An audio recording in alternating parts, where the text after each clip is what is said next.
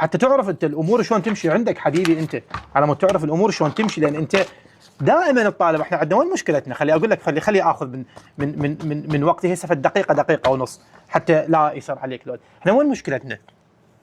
احنا نراجع عليه الامتحان بس دقيقه، هذا الكلام مهم. احنا مشكلتنا وين؟ مشكلتنا انه دائما الطالب عندنا ياجل الامتحانات ويمسح الدفاتر. من الاسباب اللي تخلي الطالب يمسح الدفتر ويطلع انه هو يلزم الملزمه او الكتاب او المصدر اللي يقرا عليه ويبدي يقرا بشكل عشوائي، يعني ما عنده دليل. يا اما ما يخلص الماده، يا اما ما يعرف يراجعها بالشكل الصحيح، يا اما يحل اسئله مكرره بحيث افكار تعبر وافكار تتكرر عليه. يروح ثاني يوم ينصدم انه اكو بعض الجزئيات غفل هو عنها بطريقه انه هو ما يدركها، شلون فاتتني ما يعرف، فيمسح ويطلع.